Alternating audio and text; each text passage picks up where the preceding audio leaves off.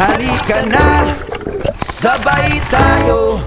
At kung sinong may gusto, dahil sa tubig alat, likas na yaman to. Kamusta po kayo mga kaspiro? Ngayong araw isamahan nyo ulit kami sa aming ginawang pamamana kung saan nagkaroon tayo ng hindi inaasahang pangyayari sa laot. Kaya tara, samahan nyo kami sa buong kaganapan. Let's go! Alright, welcome back mga kaspiro. Panibagong araw at panibagong adventure natin gagawin. Kasama ko si Erwin Gasita. Sana ay makahuli tayo ng marami, makawin tayo ng ligtas, makaulam tayo ng masarap. Medyo maulap ang papawirin ngayon. O yun o, medyo maitim-itim. Pero supporti tayo ng kabilang area ng isla ng Dumaran dahil medyo malinaw doon. Samahan nyo kami.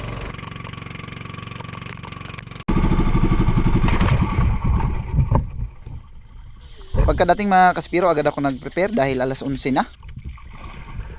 Alanganin na sa oras dahil tanghali na rin kaming nakaalis sa bayan. Gawa ng masamang panahon at nakikiramdam pa kami.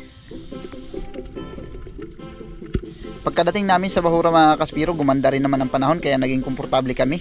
At dito sa ating unang pagsisid ay meron ako nakitang 2 pirasong yellow spotted rabbit fish. Napakalalaki na sana nito.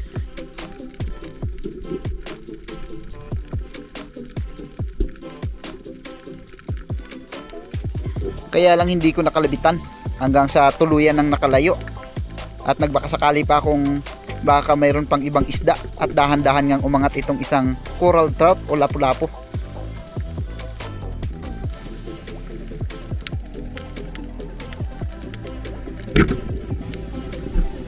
Walang ibang pagpipilian, talagang napakalapit niya sa bato kaya pinabahala ko na ng pagkalabit natin.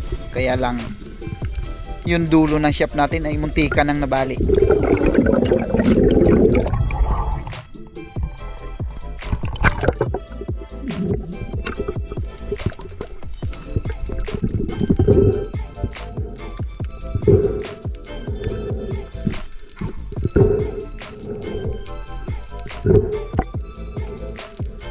Wala namang lamat yung dulo mga kaspiro. Kumilok lang talaga. Kaya pagkatapos kong tanggalin ito, sinubukan kong tuwirin. At sa awa ng Diyos, natuwid din naman natin kaya nakapagpatuloy pa tayo sa ating pamamana.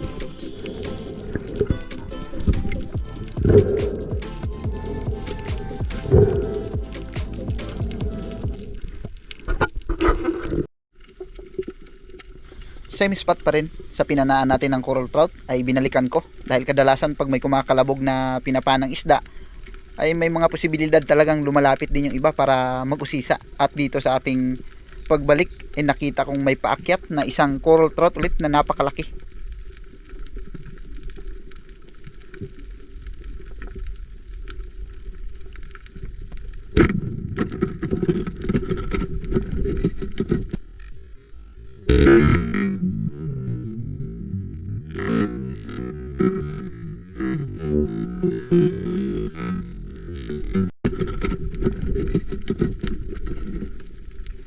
Sinigurado kong panahin sa ulo mga kaspiro para hindi makabitaw.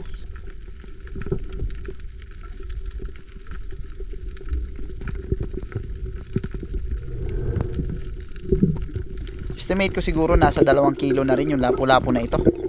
Tiger na tinatawag o aswang dahil ito lang yung uri ng lapu-lapu na kinakain niya kahit na kauri niya rin. Kaya sa mga fish cage ay pinapahiwalay talaga yung mga ganitong uri ng lapu.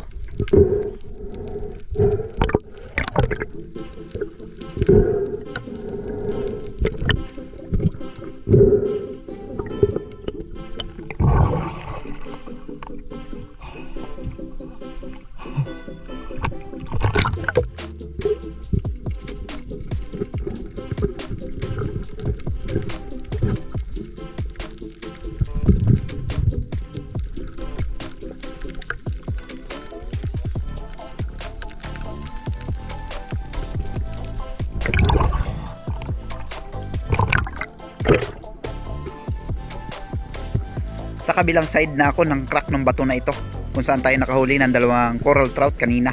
At nagbakasakali akong may mapana tayo dito kaya sinubukan kong mag-fish call at mag-ambush hanggang sa mamaya-maya pa ay may nakita akong isang blue spine unicorn.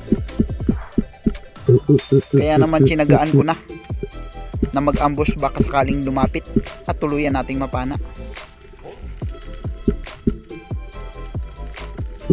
Mabuti na lang ay talagang may planong lumapit yung surahan na ito.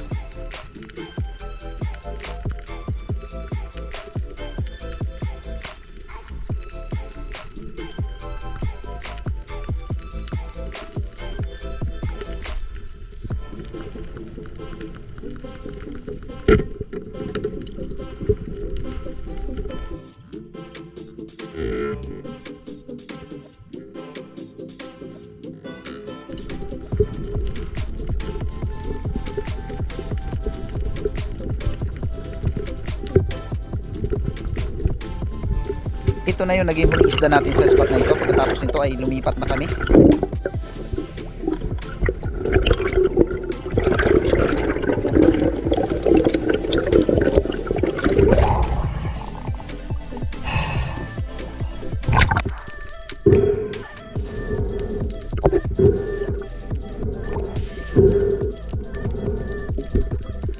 Ang ganda ng naging buhay ng mano natin sa unang spot.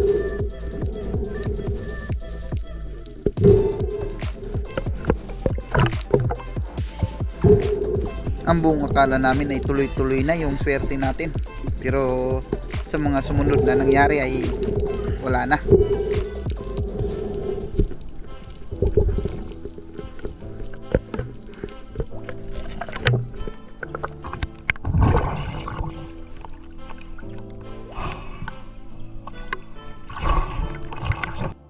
Plano kong puntahan yung bahura na minsan ko na napanaan ng Mamsa o GT. Sakto naman na maganda pa yung panahon sa mga oras na ito.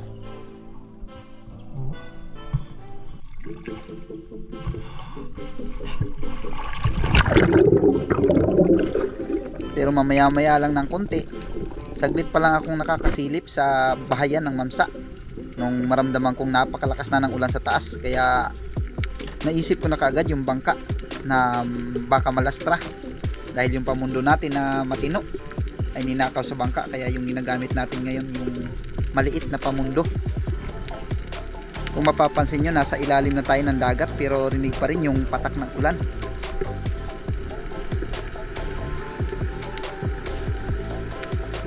Nung matiyak kong walang laman yung bahayan ng Mamsa mga kaspiro ay agad na akong lumutang dahil nag-aalala na ako sa bangka natin. Sakto naman nung paglutang ko, napakalayo na pala ng bangka, naanod na. Kaya habol na tayo at sumigaw na ako dito para maalarma yung ating kasama.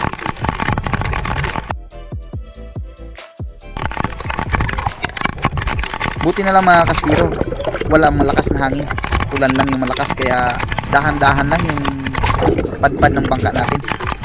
Nasa kalahating oras din natin hinabol ito dahil si Erwin ay nakahawak sa aking buya. Isa lang kasi yung kanyang yapak o pins, kaya delikado kung hindi siya hahawak habang ako ay patuloy na nagsisikap na maabot yung bangka. Napakabigat ng buya natin, kaya nung malapit na ako sa bangka, binitawan ko na. Ubus-ubus talaga yung lakas ng mga kaspiro sa kakahabol ng bangka. Kaya nung narating natin yung bangka, napakatagal kong nagpahinga sa tarik para makarecover.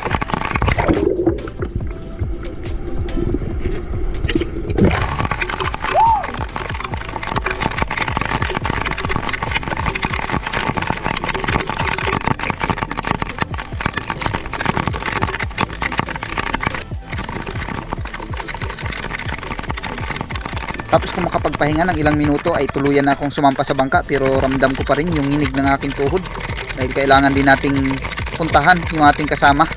Dahil kung pagod ako, alam kong ganun din siya. Kaya nung sumampa kami pareho sa bangka ay talagang halos walang imikan para makabawi ng hininga.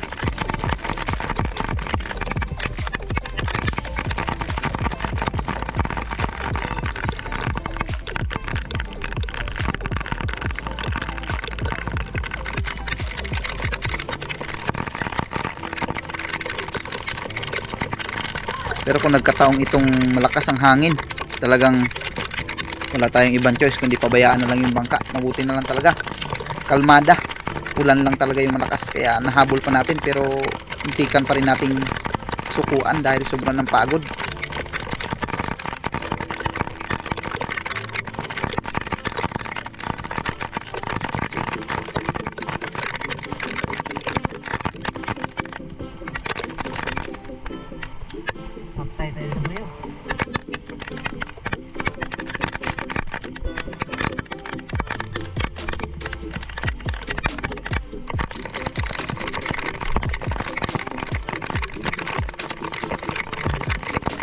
Hindi sana nangyari ito kung hindi lang pinakialaman yung ating matino na pamundo, kung hindi lang kinuha sa bangka.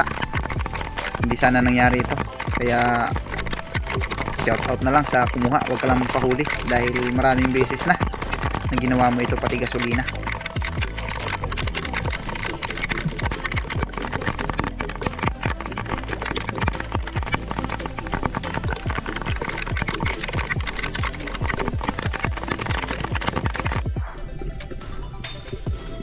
Dito nga ay pumana tayo ng Makikilaw dahil nagutom na kami pareho.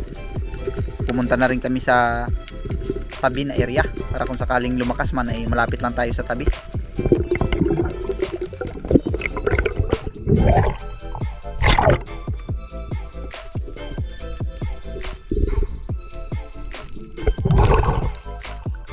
Dalagang bukid o bilason ang napakasarap na kinilaw natin sa araw na ito.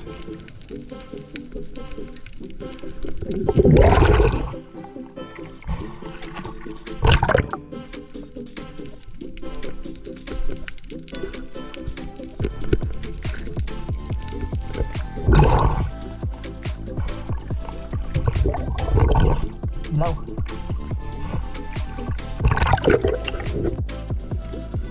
Dahan-dahan yung aking pagbaba dito mga kaspiro dahil maraming beses na ako na nakapana dito ng red bass at baka sakaling merong laman, pero napakalalaki dito ng aluman, 3 piraso sana, pero hindi ko pinana dahil baka may malaking isda. Kaya lang wala pala. Kung alam ko lang na walang laman yung crack na bato na ito, dapat pumana na tayo. Masarap yan pang ulam.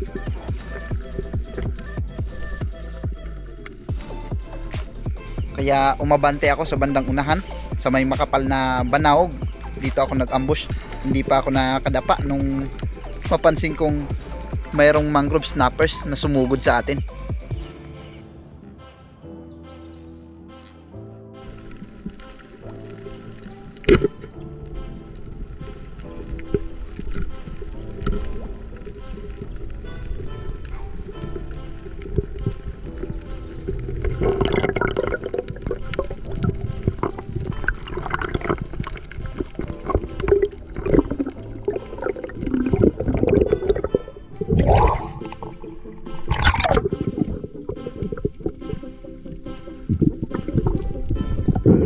Hindi pa naman gaanong malaki yung red snapper na to, nasa 1 kilo pa lang mahigit, pero hindi natin pinabenta yan dahil sa araw na ito ay talagang hindi tayo nagpabenta ng isda.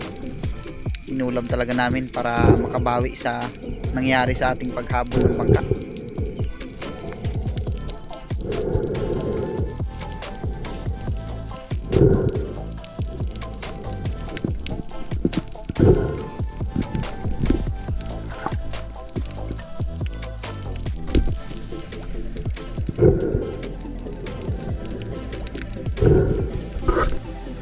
Pababa pa lang ako nung nakita kong merong barchick coral trout na nasa taas, pero undersize pa, at napako yung tingin ko dito sa bump head na napakalapit sa atin. Nagtaka ako kung bakit ganito ang kanyang behavior, pero nung tiningnan kong maigi ay bulag pala yung mata.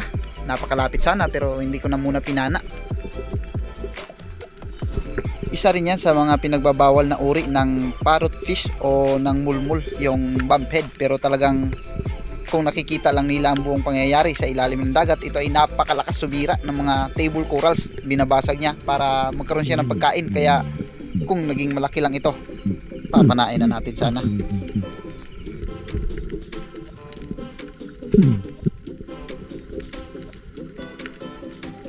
Yellow dot sweet lips naman yung sumugod sa atin dito para sa huling dive at huling isda natin para sa araw na ito.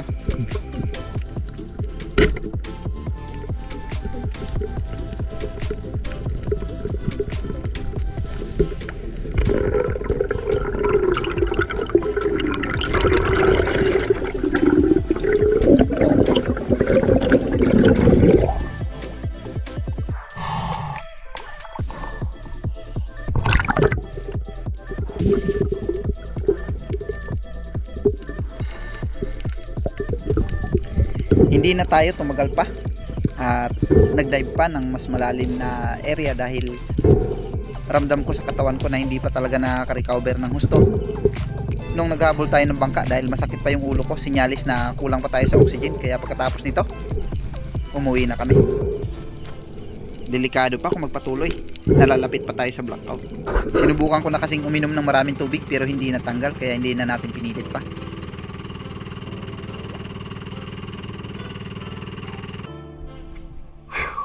Kapoy, ito yung ating nahuli. Kurahan, lapo, ganun. Ulam lang lahat dahil medyo marami-rami pa kami dito. Nandito pa yung mga pamilya ng asawa ko, kaya ulamin natin lahat yan. Saka na tayo bumawi pag awan ng Diyos na luminaw na rin ang dagat.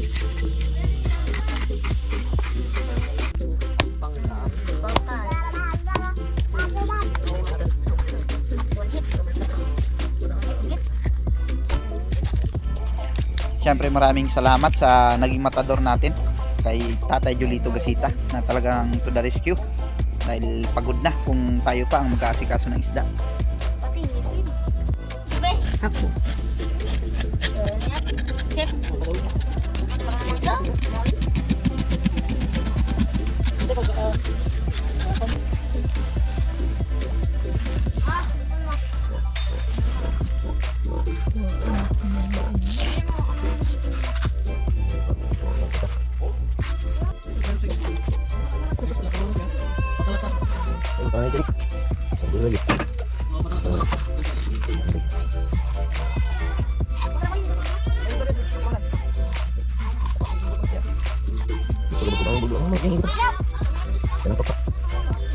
Advance happy birthday po kay Elmer Tonorio at Ira Manalo this coming May 17. Pagbati ay nagmula po kay Sir Dennis. Maraming salamat din po sa mga patuloy na sumusuporta at walang sawang nanonood. Siyempre sa ating mga silent viewers at mga solid supporters, maraming salamat kay Pin Expert, One Life History, pati sa mga taga-Katbalugan Samar, kay Rin Alisin ng Pasay City, Simeon Condes ng Antipolo City, Anthony Puresa ng Candelaria, Quezon, ganun din kay Johnny Jegten, Dennis De La Cruz and family ng Naay Cavite, Dennis Balonso, ganun din kay Modisto Paul, Bernie Colopano, Gary Borja, Marcelo Bernaldez, Jonald Iscano, Noel Cowers ng Puerto Princesa, ganun din kay Ronald at Noel. Maraming salamat din kay Santi Roldan, Rylene Moldes, Bong Disolok, LB Albento, Laika Lopez, La Army Disolok, at Ryan Disolok, Tricia Disolok, Rocky Disolok, Baby Disolok at Edna Disolok ng Babatnon Leyte. Maraming salamat din kay Jake Avenue Expert Fishing, kay Rodelio Cuevas ng MB Victoria, Romeo Alcones and family ng Takligan San Teodoro or Mindoro. Maraming salamat din kay Nixon Echon, Alex Bag ng Tagig, Pablo Alaw ng Paranaque, Jenny Somo Ocrando. Maraming salamat din kay Austin Jikbuma, Tumbaga Hunters TV ng Quezon Province, kay Romulo Rosales ng Goa Camarines Sur at kay Arbok TV, Tarsanin Palawan, kay Mulikyos ng Matnog Sorsogon, Joel Antonio, Larimo Silario Lacochero, Romel Navarrete, Kasalom TV, kay Edwin Naton ng Bohol, Regine Pasco, Uriel Suway Bagyo at Ananias Abaw. Maraming salamat din po sa mga nag-comment ng ating mga previous video, kay Miyu ng Tuba Benguet, ganoon din kay Gli at Armando Subertes.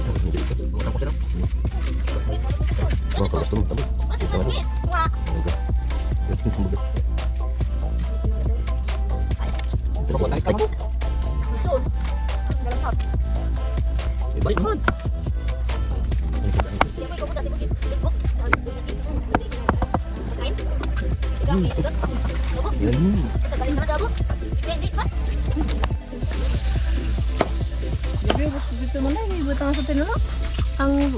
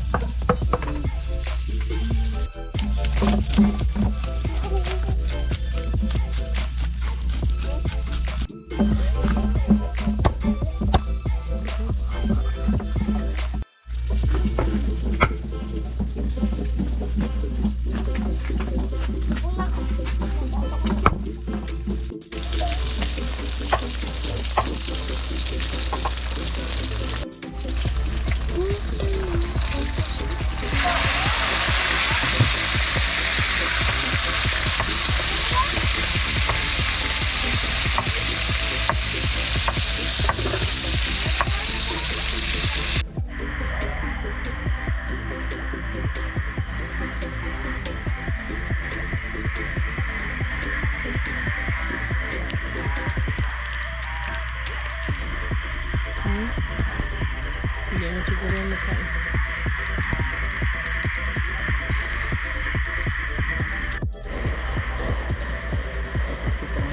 Oh my God. Dali yan. Sarap na siya, guys.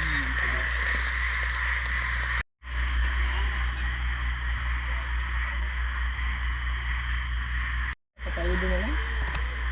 Dali yan ang pagkapasan. Yun. Kain tayo mga kaspira.